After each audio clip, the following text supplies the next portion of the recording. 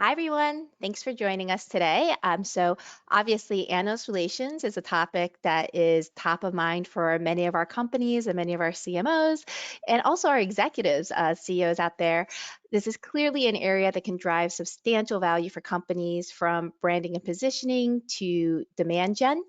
But it can also be a bit of a black box, especially for some of our newer marketing leaders. Because of this, Insight has decided to partner and work with the Spotlite AR team to bring some best practices and AR insights to our portfolio companies. So I will be handing this over to Andrew, who can provide us with some really great insights in how to move your dot in the next Magic Quadrant. Fantastic, Charlene. Thank you so much. Really appreciate it. And thank you all for joining us today for this topic. Obviously, this is near and dear to our heart. Magic Quadrants, incredibly frustrating when you don't do well, incredibly powerful when you do well. So getting up into the right is a big deal for us enterprise technology companies. And let's talk a little bit about today about some of the different techniques and how we help our clients do that. So by way of introduction, my name is Andrew Shu. I'm a co-founder and managing partner here at Spotlite. Um, who we are a dedicated analyst relations firm. So this is all we do. We don't do PR. We don't do any of the other communications functions. The totality of our focus is in this analyst relations space. How do I help enterprise technology companies build remarkable relationships that are productive with the analyst community? And how do I leverage that in order to maximize the impact of my firm? So about 50 of us. We've been in business since 2012. We just celebrated our 8th birthday and headquartered in Kansas City. Who we serve. So our clients have a tendency to range pretty widely. Now, everybody is within the enterprise tech or services space, but it's everybody from startups to publicly traded companies. None of these names should sound familiar to you. And through our relationship with them, many of them have, obviously analyst relations being a part of that fuel, reached their liquidation event, right? So either going public, being purchased by PE, or being acquired by another larger company. So the journey with our clients is pretty interesting. Get them famous, and then there's often a transaction. So that's who we serve, and our the different techniques are a little bit varied based on people who are just getting started versus people who are traditional enterprise powerhouses. So let's talk a little bit about analyst influence. I know that the information and understanding of AR isn't evenly distributed across the community. So forgive me, is this a little bit pedantic, but I'm going to be giving just a little background on analyst relations. So first and foremost, who are we talking about, right? The big three advisory firms. So these are the Gartners, the IDCs, and the Forresters. And if you take a look at some of these different stats, Gartner, obviously they're the big dog in the marketplace, quoted in the media 70 plus times a week. They're about a $4 billion business. IDC and Forrester, IDC has a significant amount of interactions with the investor community. Forrester, a significant amount of the Fortune 500 are their customers. So it's a pretty wide, these are the three big firms that are out there. If you look at advisory firms and look a little bit deeper, there's a significant amount of secondary and tertiary analyst firms that will all be calling on you probably, but the degree of reach that they have is pretty much dwarfed by these three. So let's talk a little bit about how analysts impact the market, right? So first and foremost, what do analysts do? They advise buyers on which technology and services to buy and which vendors should they hire. Now that's a big deal. It's hugely important to us. Now, how do they do that, right? And apologize, I'm gonna try to get my little webinar control panel out of the way. Nope, I can't. So I'm just gonna pause there for a second. How do they advise buyers? Analysts, what they do is they field inquiry calls to the customers all the time. And their customers are these enterprise technology companies trying to make good business and technology decisions. On those inquiry calls that they field with their customers, which are 30-minute calls where an analyst can share their wisdom, they're making a recommendation about 40 to 60% of the time when they're on those calls. Additionally, Gartner analysts alone field 250 inquiries a month, and there's about 2,000 analysts at Gartner. So I know I'm just focusing on Gartner here. Obviously, IDC has analysts, Forrester has analysts, but you can see, right, they're having such a large combination of such a large amount of conversations with buyers, and they're making so many different recommendation that are out there. You want to be part of that conversation. You want to be at the tip of their tongue, so when they're talking to their buyers, they're recommending you. Additionally, what do analysts do? They advise vendors. So, and what I mean by that is companies like us, right? They, how are we? What's our go-to-market messaging? What are the words that we're using? Are they going to resonate with the people that they talk to? What's the degree of sophistication? What's a good offering? What's a differentiated offering? What's a on par offering, right? What do you need to do to win in the marketplace? So, in addition to advising buyers, they also advise folks like us on the sell side. And then finally, they inform investors. So investors are constantly interacting with these analyst firms. They size the opportunity for the capital community. They talk about who are the different leading vendors in each market, and they really impact where the dollars go. So three things: advise buyers, they advise vendors, and they inform investors. So on a case study perspective, this is an interesting case study that happened just a few years ago. Salesforce, right? And the whole WikiLeaks thing, the email hacking situation that happened in the 2016 presidential election. What ended up happening was that the email of Colin Powell was compromised. And what we found out in that email was that he was sitting on the board of Salesforce, and they had a presentation that was an M&A target review. So who are the people that Salesforce was interested in making an offer on? This listed out all the different acquisition targets. It scored all of them. And as part of each profile, they included their Forrester and Gartner rankings, right? So it was, and for every single sort of acquisition target, they had their rankings on in the presentation itself. So obviously, a huge part of how Salesforce was making acquisition decisions. So on this list was actually a company that we were representing. So it was kind of cool to see it from the other side. So a company called Cloud Craze, they were in the B2B e-commerce space, and they built their platform leveraging the Salesforce technology. So they're set on the Salesforce ecosystem. They were founded in 2013. In 2015, they took their angel round, and then they had the Series A in 2017. So the journey that we had with them started relatively early. So they were founded, they were growing like gangbusters, and they said, "Hey, what am I going to do with my money, right? From my marketing dollars, where am I going to put it?" They decided that the analyst relations function was going to be critical to them. And I think the reason why they did that is because they came from an enterprise technology space before. They'd seen company after company after company succeed by being in the analyst relations channel. So they decided, hey, listen, if I'm going to spend money somewhere, I'm going to do it here. They bought us in 2014, engaged Forrester in 15, Gartner in 17. And during that same period of time, we started to move them up the waves in MQs. Obviously, causation correlation would certainly not say that we were the cause of their transaction, but certainly making them famous, putting them on Salesforce's funnel and into their visibility and putting them into the presentation was a big part of the success. So that was the Cloud Craze journey. So the timing, the way that they moved up the wave in Magic Quadrants, and ultimately the sequence in which they engaged us, Forrester, and Gartner. So obviously, that's just talking about the whole entire financial side of things, right? There's more reasons than just getting to be known by investors to do this AR thing. So what are the other outcomes you expect if you're going to go ahead and spend all the time and money in order to do this? First and foremost, you build your brand, right? You probably see a ton of marketing out there, and when you go to your competitor websites, you probably see them having their leadership positions or their citations or showcases on the front of the web pages. Credible third-party research and analyst word of mouth goes a long way to establishing you as a national player, right? A legitimate, safe option for enterprise buyers to make a choice on. Then there's optimizing your offering. So this is that learning aspect of things. You'll build your brand, and then what you can do is you can learn from the analysts. You can use their feedback and competitive intel in order to fine-tune the way that you sell your products and how you build them.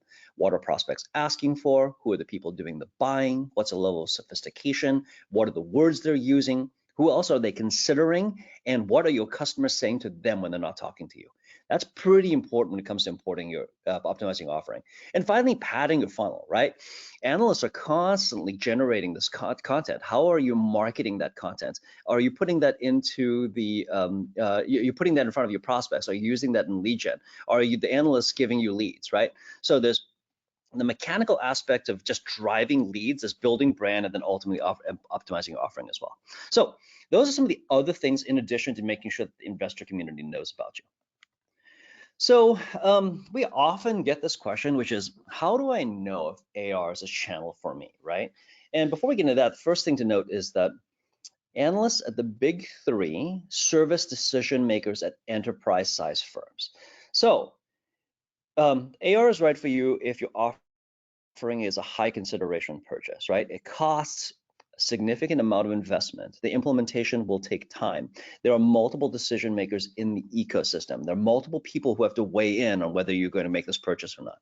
So if your offering is relatively low priced and or one person can make the buying decision, it's not that AR doesn't have an opportunity for you. There are other like reference sites, peer review sites like G2 Crowd, Trust Radius. There are other ways to get influencers to say nice things about you, but it's probably not through the front door at the Forresters and Gartners. But if you're talking 50K, 100K, 1 million, 2 million, you're talking about high consideration purchases with multiple buyers, then AR is a channel for you.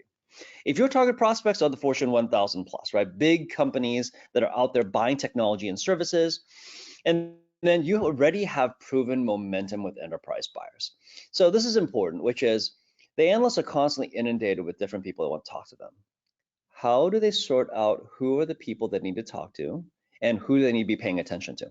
Well, they're looking for companies that already have proven momentum. You don't need 100 references, but you have to have proven momentum with enterprise buyers. People who read Forrester and Gartner and IDC, people who engage them, and people who are going to ask them questions. So having existing customers and case studies matters.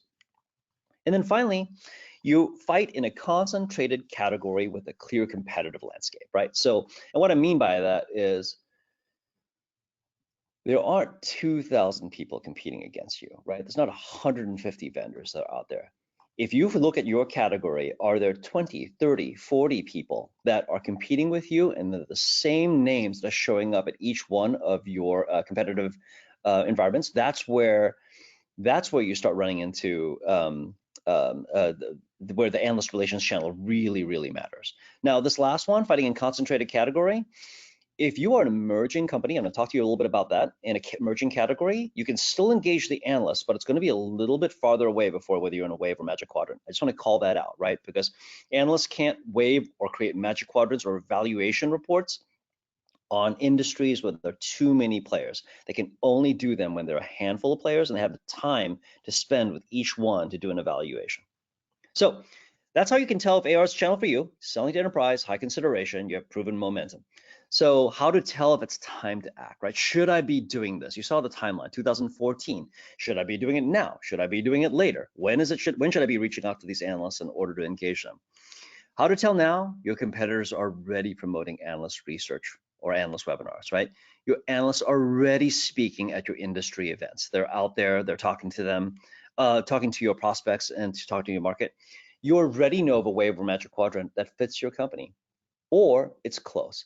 What we found over and over again is that almost this is just a characteristic of us, right? So us as technology startups who are trying to solve a problem in the market in a differentiated ways. We all think we're unicorns, right? We all think that we're the only one doing it the way that we are, and we fit in a category of one, let's admit it. But the analysts are trying to do things like, how do I group people together? How do I create like for like and put all the different similar species and file them together? So they're going to try to simplify you guys. You're going to think that you're a little bit unique, but if there's a wave or magic quadrant that's close to what you do, it's probably already time to act. Now, how do you know it's time very soon to act? Is if you're trying to sell a new innovative concept in the market, right? You're trying to say, I've got a new type of solution. Your customers, your prospects are intrigued, but they aren't compelled to act, right? They don't feel like maybe it's either safe or if the value is big enough over their incumbent technology. So they're kind of stuck on that go, no go. They're interested, but they're not making a purchase. Or if you think and others, you and others, not just yourself, but if a group of you are offering a new category of solution, if you think these things are happening now, then it's probably time to start spending time with analysts, trying to say, hey, listen, there's a new way to think about the marketplace. We're solving it differently than the incumbents. We're doing it better than the people who are already here. It's time to start convincing them to pay attention. But my general rule of thumb here is early is typically better. These relationships take time to build, right? One of the frustrations that analysts talk about all the time, that people tell me about analysts, is they just don't care, right? I came and I did a briefing with them and they can't even remember me and I'm not awesome already. Well, guess what? They already have friends. It takes a while to make new friends, for you to tell them about yourself, to let them know about your story, to educate them on your differentiators, and for them to come to grips with the fact that you matter. So earlier is typically better. Relationships take time to build, and that's probably a little tip that we have. Okay, wow, let's go fast. So that's how to tell if you should be doing analyst relations, and how do you tell if it's time to act. Let's get to the meat of it, which is how do I move my dots in evaluative reports. So when I say evaluative reports, what are we talking about, right? So here are the evaluation reports from the big three: the Gartner Magic Quadrant, the Forrester Wave, and the IDC MarketScape. You can see they all have a similar look to them. Ultimately, they're different graphics and different bubble sizes, but it's almost always in a 2x2, right? On the bottom axis, you have this idea about strategy and vision. So how well do I understand the market? How strategic am I? How forward-looking am I? How ambitious am I? On the y-axis, it's almost a capability or a current offering. What is my ability to execute? How much proof do I have that I've already done it? How many people am I doing for? So am I visionary? Am I strategic? And then do I have a lot of proof that I'm already doing it in the marketplace? So these are the evaluations for the big three. So when we talk about what are we doing here to move your dot, if you will, you're saying, I want to get closer to the upper right-hand quadrant, right? And we call this movement to perfect. So what if that right dot is the perfect upper right-hand corner is the perfect strategy and perfect vision? I want to talk about how to get up there, right? How do I move myself slowly year over year up and up and up towards the upper right-hand corner? So regardless of the firm, each evaluation report has a specific life cycle, and we've roughly put the big categories here of what happens. So on the right-hand side is the evaluation. You have the start of the process all the way to the point where the report is published. You have things like being qualified. Do you have enough revenue? Do you have enough customers? Do you do the thing that they want you to do? The kickoff, doing a vendor survey, collecting information about your firm and revenue and company size and customer count and revenue distribution and capabilities, customer references, getting people that use your product to say nice things about you. You'd be surprised how hard that is. Executive briefing or demo, an opportunity to show them and talk to the analyst who's doing the evaluation and the grading. This is how I'm structuring my product. Here's how I'm investing. This is how I see the marketplace. And let me show you my product or service. And then fact check and rebuttable. They're going to write about you. You're going to be able to say something about that back to them and say, yay, nay, I agree or I disagree. They're going to publish it. And then you have to do some activation. And that just means just because you're the leader doesn't mean people know about it. You have to go out there and actually advertise it. So advertise and market it. That is the evaluation report from the process start all the way to the report published. Guys, for those of you who have been through it, this is a tedious process. It's time consuming. It takes effort. But if you knock it out of the park, there's real impact to be had. But what most people don't talk about is this left side, after a report publishes and before it starts again. There are many things that you can do between after it publishes and before it starts again. So Forrester waves typically refresh somewhere between 18 and 24 months. Gartner Magic Quadrants are always annual. IDC fluctuates based on the author. So there are different ways that you can probably go and look through this, but through the cycle on the left-hand side, we're gonna talk a little bit about that. We call this the off season.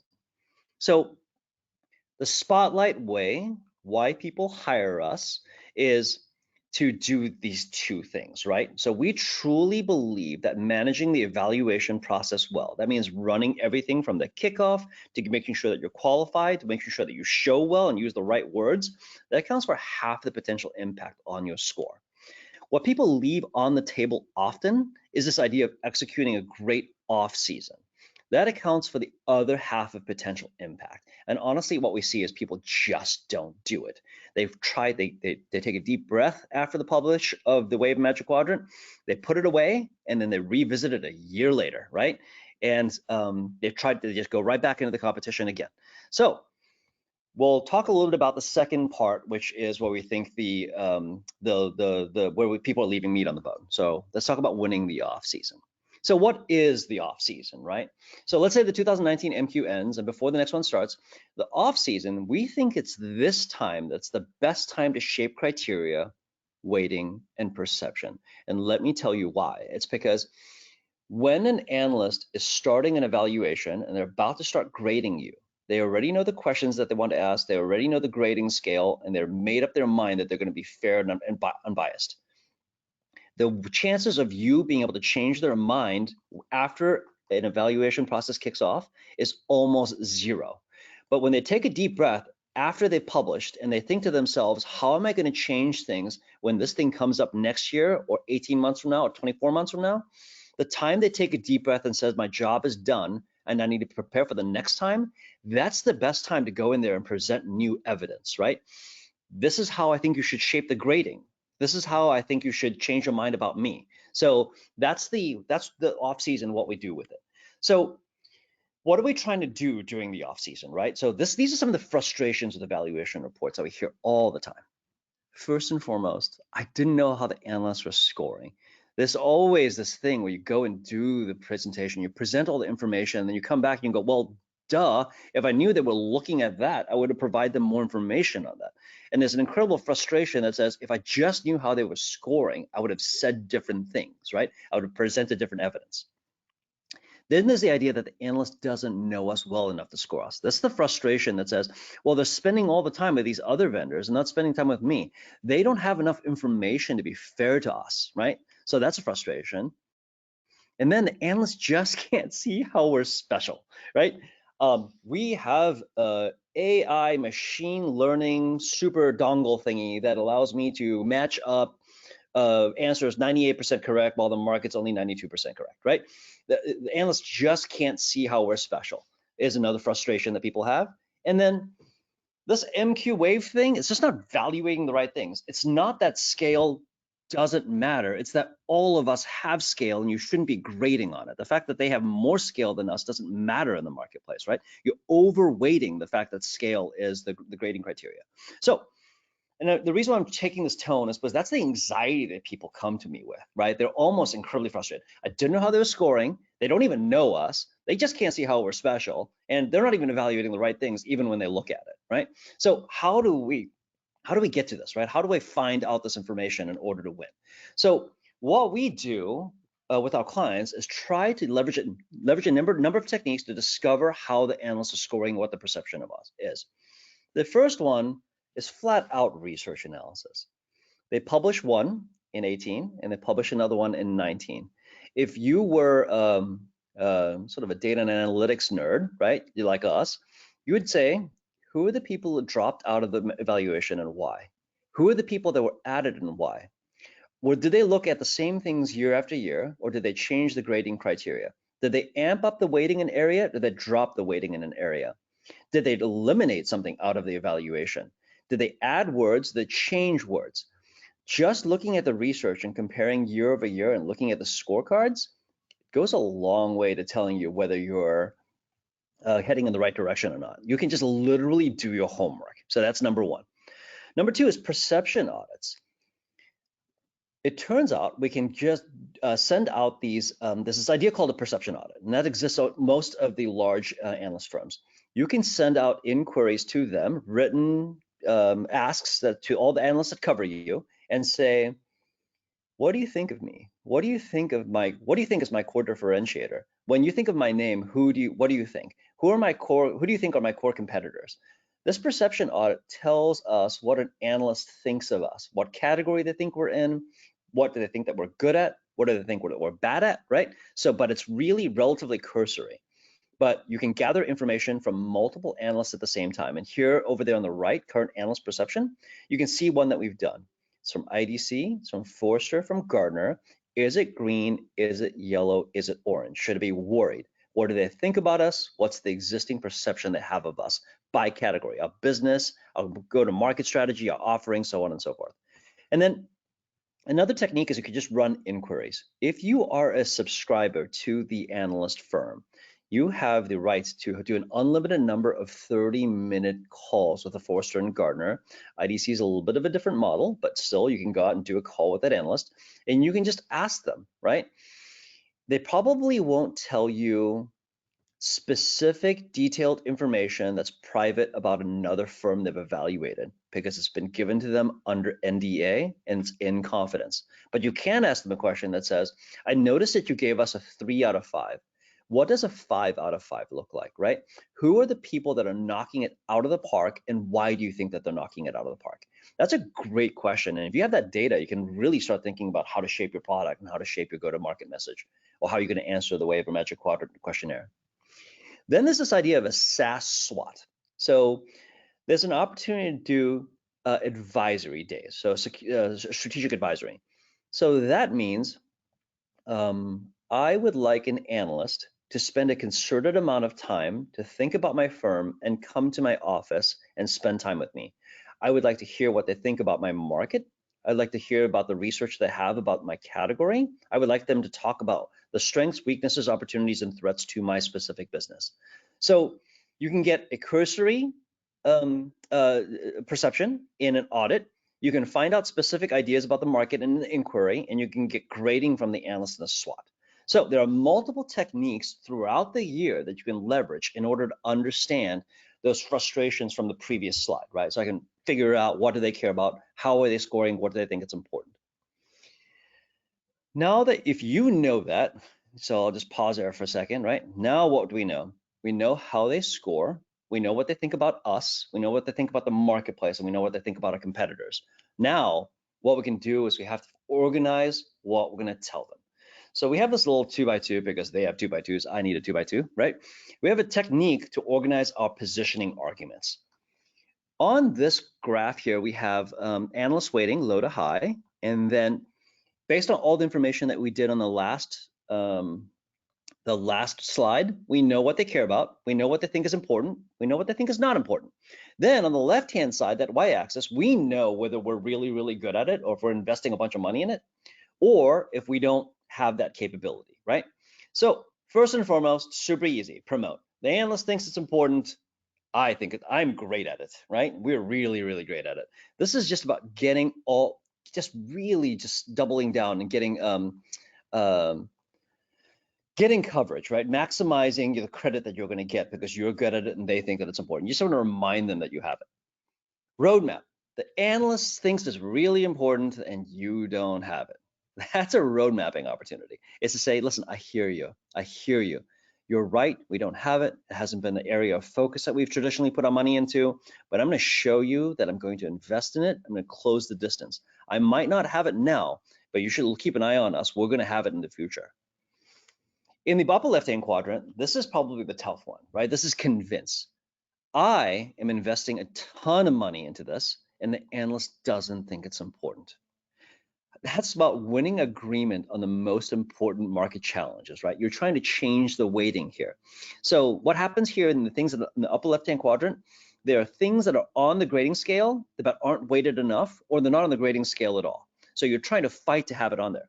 Now, they're just not going to take your word for it, right? So if you're going to want to convince them, you're going to want to bring in information like, let me have dialogue about the market trends that we're seeing in the marketplace. We want to have dialogue about why do we think this problem is worthwhile solving?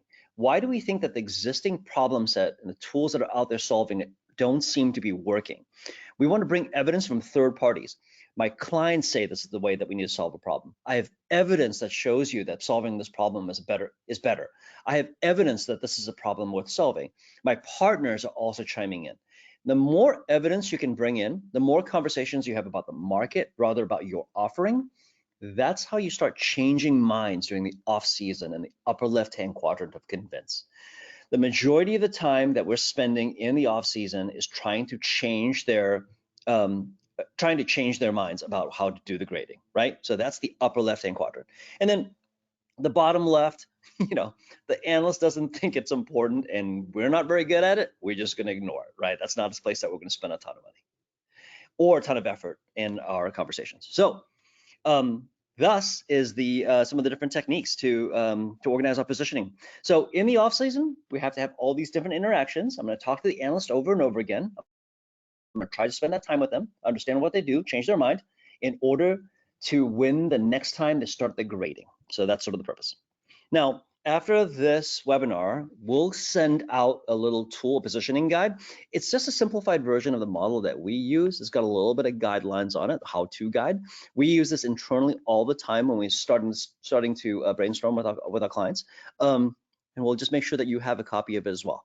If you have any questions about that, obviously feel free to reach out to us. We're happy to answer any questions you have about it.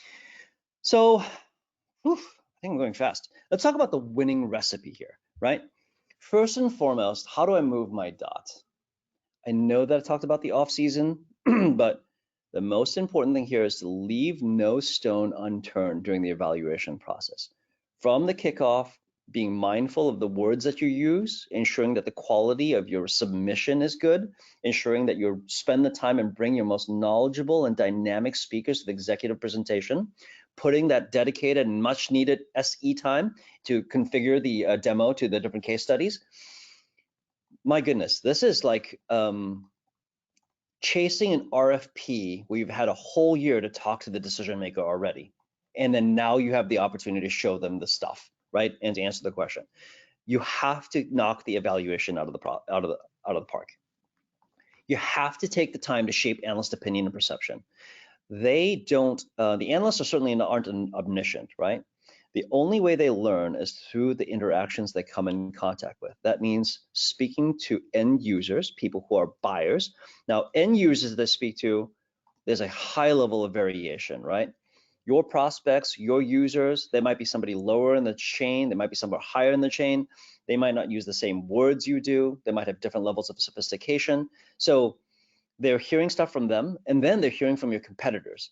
So if you don't take the time to engage that analyst and you don't take the time to shape their opinion and perception, you shouldn't be surprised that the grading doesn't work out in your favor, right? You have to spend the time in order to understand how they're grading and help them shape how they're grading. You have to pick and prime your client references. This is so important. You would think that'd be easy, but I talked to analyst after analyst after analyst. I've looked at evaluation after evaluation after evaluation. The number one thing that stuns me is that an analyst will come to me and say, oh yeah, they picked 5 references and the average NPS score was 4.2.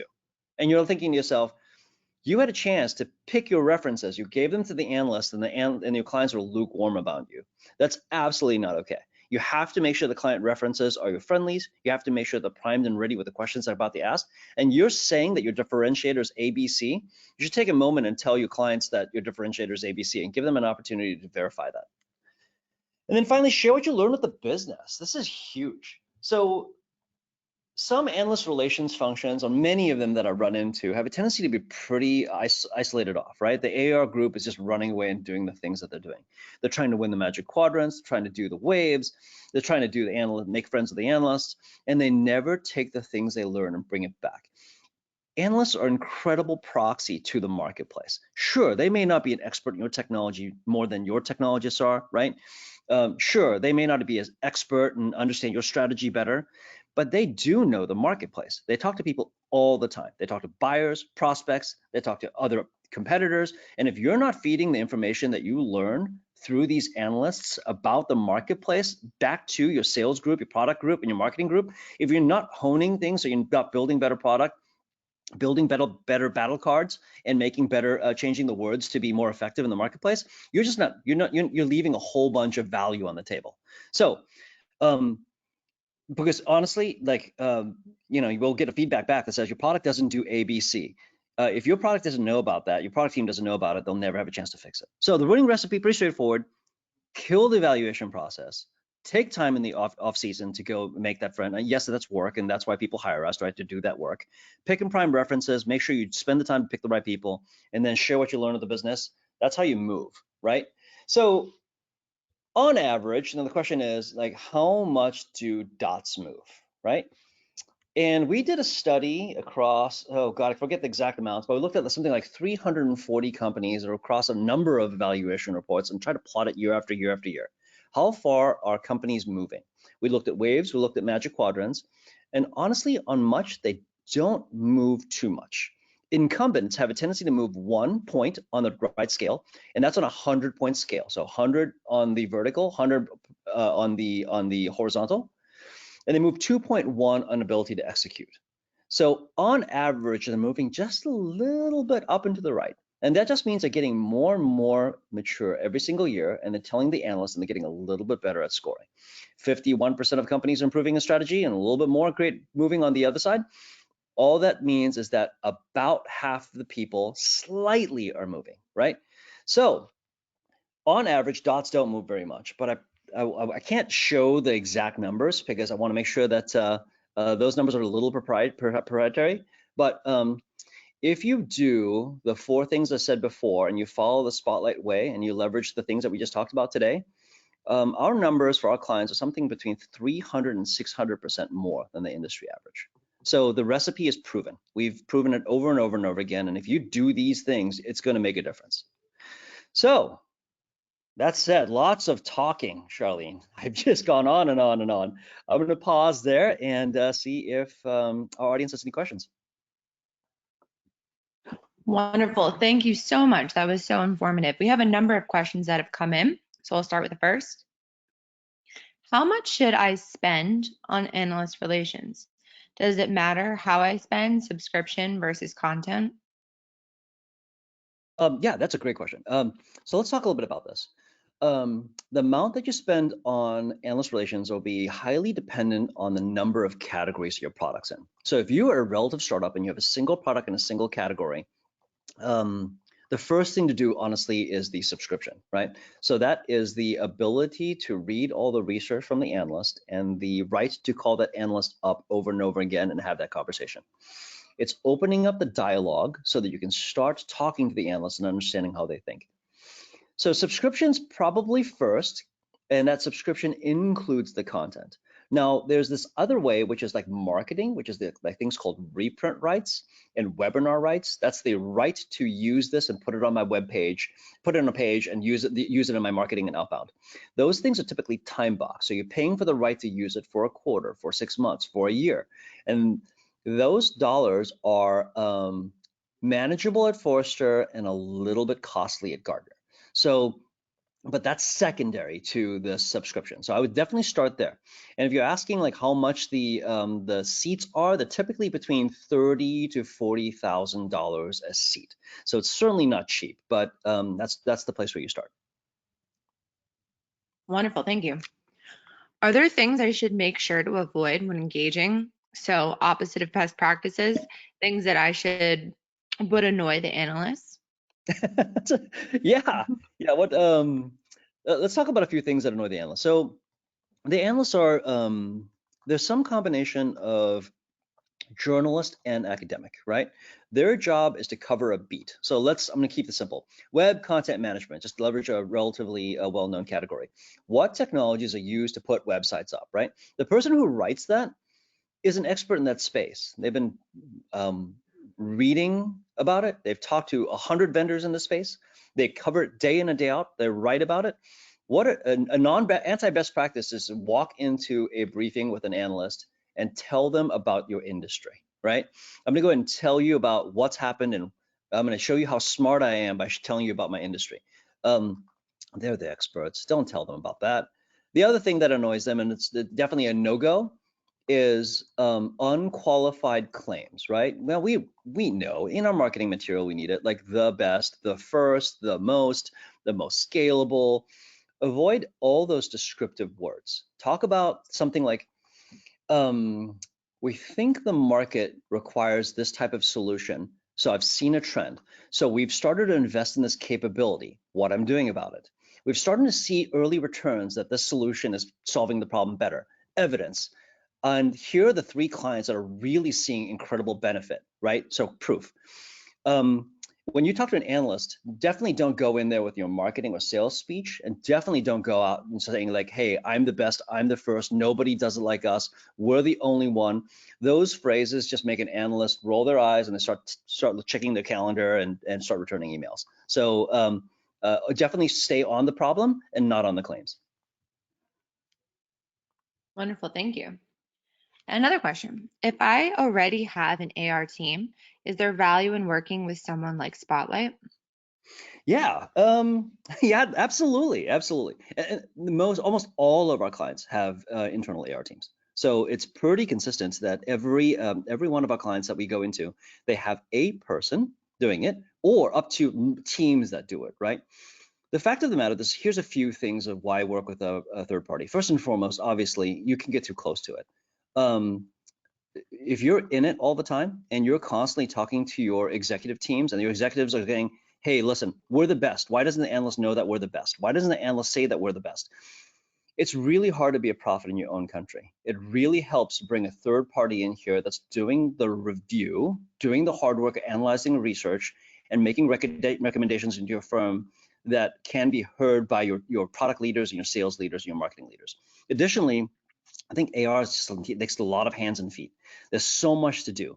AR might be, you have to be a strategist, right? You have to be a remarkable person who can look at a product and understand why it's positioned the way that it is. You have to be a journalist, somebody who's willing to read and the ability to interview analysts in order to find out what they do. You have to be a project manager, somebody who can run and do all the heavy lifting and dot your I's and cross your T's when it comes to running an evaluation report. And then you have to be an event manager to invite analysts to your customer events. And you have to be essentially an executive host. That's too many things for one type of person to do. So for most of our clients, what we do is we fit in with them, right? We give them another perspective, another point of view on the research, a third party who can talk to an analyst and defuse tension. And then honestly, just like AR experts that can do a lot of the heavy lifting that they don't want to. Makes sense, thanks. And another question. How wide should I go when engaging with analysts? All analysts? Should I engage with analysts on related categories as well? Obviously that comes down to resourcing. The process of tiering analysts is hugely important, right? None of us come from a world where we have unlimited resources. But the beautiful thing about it is that on almost all of our clients, there's this tiering aspect: tier 1, tier 2, core, non-core, like primary, secondary. Every single one of our clients has a tiering mechanism. So who are the people that are VIP, right? So these are the people who cover my category, who write the Wave and Magic Quadrant, that are in that are constantly talking to my buyers, and there's in no uncertain terms. These are the people that I care about. Those are the people getting your product leaders. They're the people who are getting first access to your customer references. These are the people that you're engaging with the most, right? So that's tier 1. Tier 2 are going to be people who are like, hey, they don't write the Wave of Magic Quadrant, but they write about my category. They talk to people who buy the stuff that I sell. They are influencers in my space. Those are tier 2. So I might not give them all the treatment, but I get close. So there's a cutoff, right? So there's going too wide. You get to the point where you're like, hey, they're using words like I am. Let's say, for instance, let's go back to the machine learning AI example. That's a machine learning AI analyst. I do machine learning AI, but you don't really. You do machine learning and AI in the context of advertising buying, right? Or you use machine learning and AI in order to create routing of packets. You're doing something specific using machine learning and AI, and they're talking about the horizontal topic. So it comes to a point where you have to say, that's just too far away, and I'm not going to allocate resources. I might send them information. I might keep them up to date with my AR newsletter, but I'm not going to give them the hands-on one-to-one. So creating a tiering and then creating an SLA on who do you service how, that's critical to allocating resources. Great, thank you so much. I think we're up on time. So really appreciate everyone tuning in to today's webinar and for an amazing presentation by Spotlite. I will be sending out the recording by the end of the day, so keep a lookout for an email from Insight Partners, and have a great day. Thanks.